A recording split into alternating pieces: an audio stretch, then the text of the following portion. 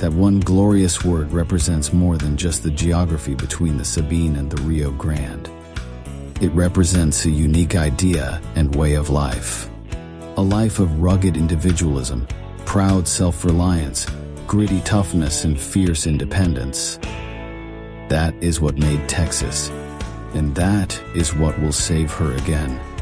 Howdy, folks. Sam Houston here. I want to thank you for tuning into the Feed Bandit podcast. Feed Bandit is the Texas first outdoors brand built by rabid Texans, for rabid Texans, and all those who aim to be one someday. We unapologetically promote the ideals that shape our Texas pride and Texas first patriotism through our love of hunting, the outdoors, and the gear and apparel we create. Texas, above all else, preserve the tradition, protect the legacy. Check us out at feedbandit.com. And to repeat that great rallying cry from a former colleague of mine, liberty or death. Now, enough of my talking. Here are a couple of bandits that love Texas as much as I do. Enjoy.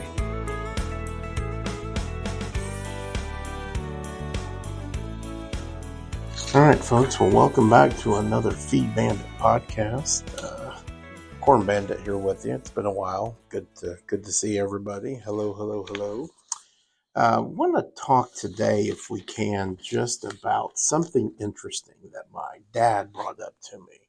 He was reading, it was the January edition of Lone Star Outdoor News, and he saw a piece that was written about the proposed season changes, I think, for just the various animals, so on and so forth. And typically you see, okay, they add more days to the doe season, or they do this or they do that, but so we typically don't even really pay them any mind, really. But this one, I think, is I think it's very interesting what they're talking about. So here is the exact verbiage here from Texas Parks and Wildlife. It says, due to the overall decline in wild turkey populations across Texas, proposed to change annual bag limits to gobblers and bearded hens in counties where either sex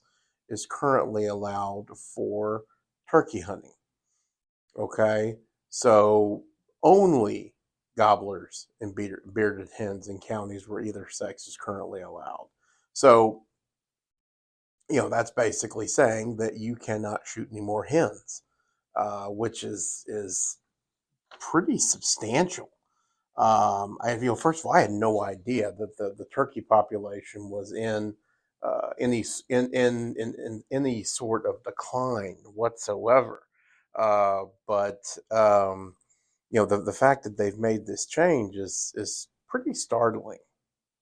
So yeah, I had no idea what was going on. So my dad loves to write letters and all this. So he actually wrote to the Texas Parks and Wildlife, and here's his exact letter. So I think it's a little stern, but that's me. Did different writing styles.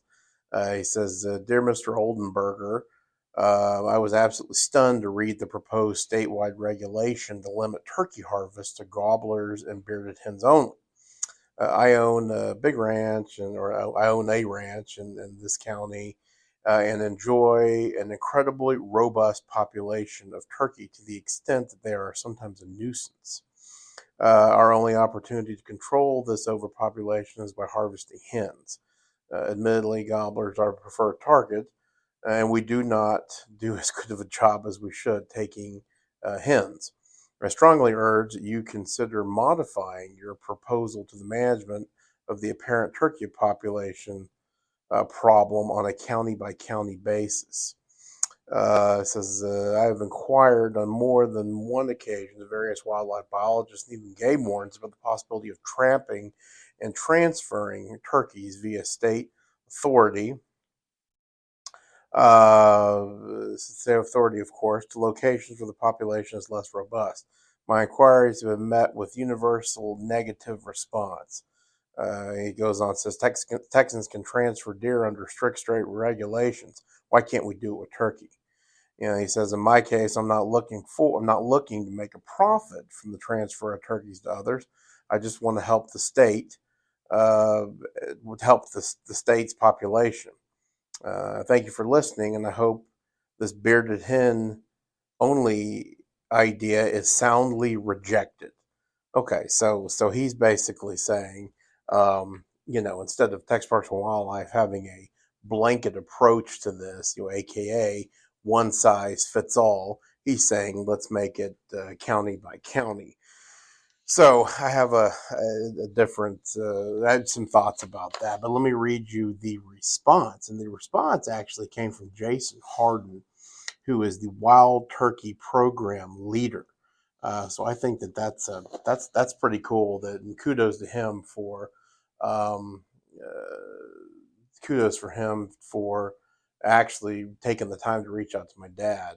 He says, I'm responding to your email below. TPNW manages wild turkeys at the ecoregion and zone scale, aka we can't do it by county. Texas observed a significant population boom in the 1990s until around 2027.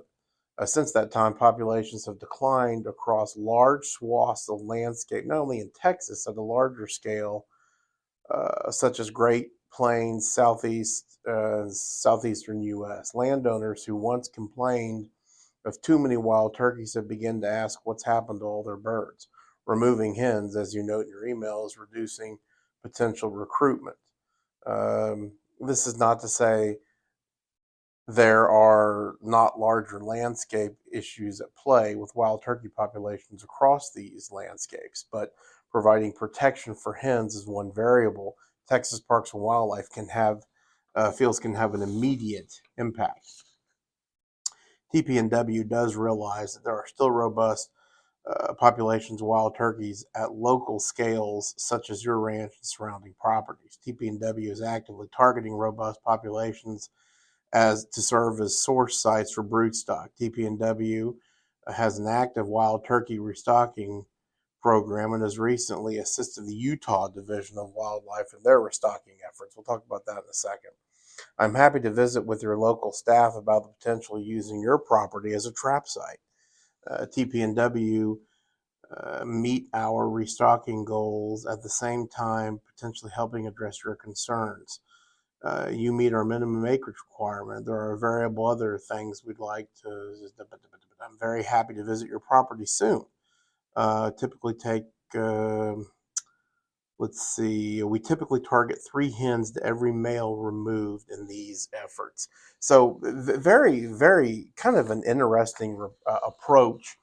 It's interesting, I guess, that Mr. Harden here was, kind of defending the blanket approach to what TPNW is doing, but while also addressing my, father's individual needs by saying that we can remove turkeys. So here's kind of the deal. First of all, from the ranch point of view, yes, the turkeys can be a tremendous nuisance. I mean, they really can be when you're deer hunting, because what are we doing? Well, we're hunting around deer feeders, okay?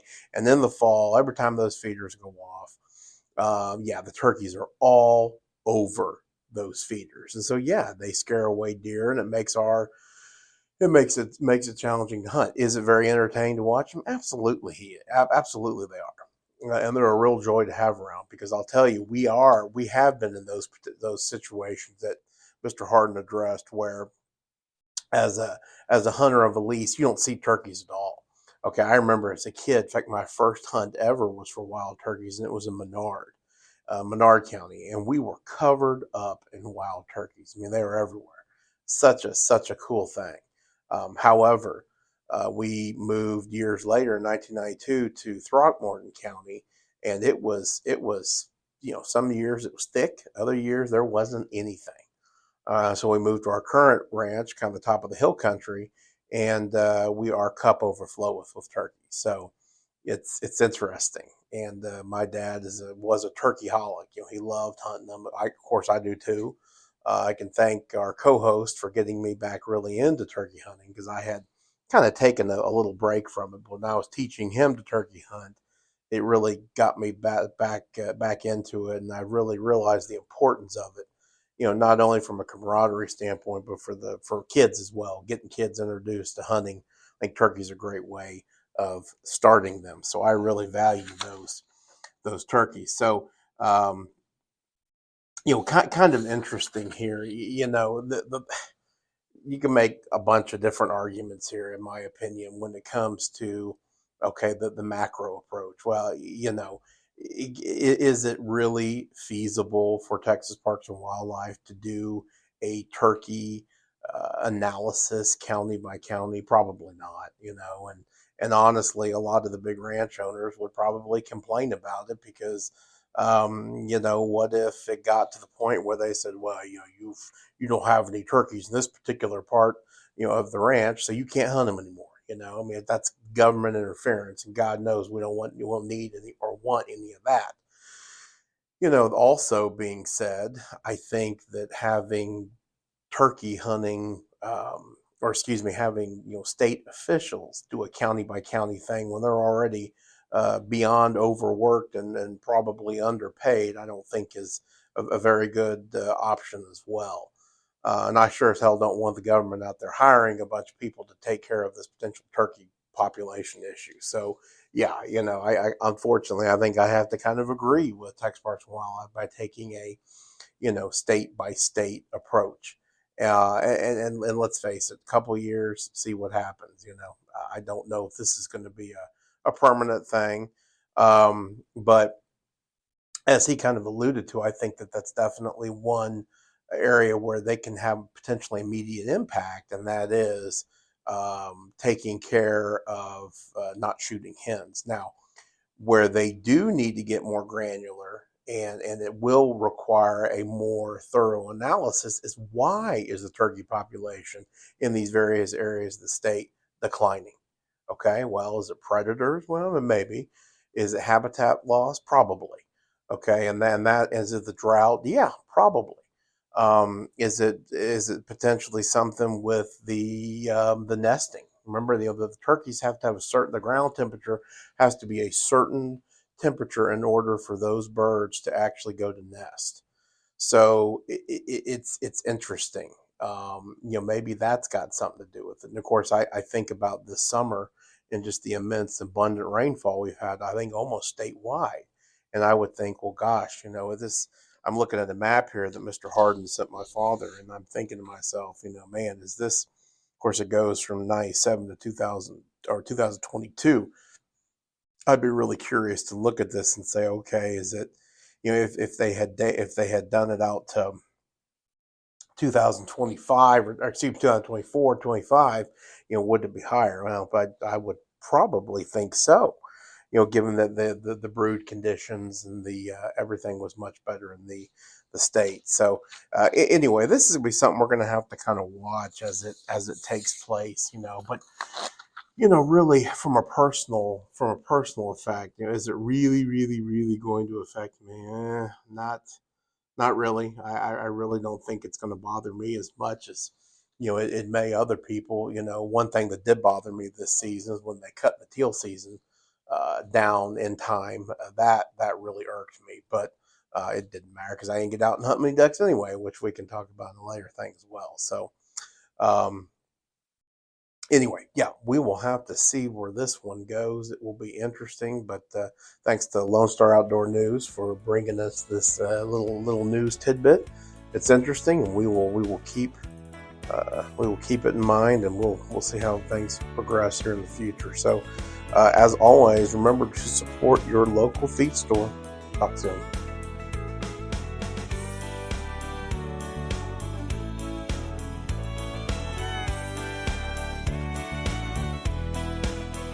Well, I hope the Bandits gave you an interesting episode that either entertained or educated you. Or better yet, both. Hell, I told them this podcasting thing looks harder to do than defeating Santa Ana. So if you would, please help them out by sharing it with all your like-minded friends to help the Bandits get the word out. And don't forget to check us out at feedbandit.com and grab some gear and apparel to support the cause of Texas.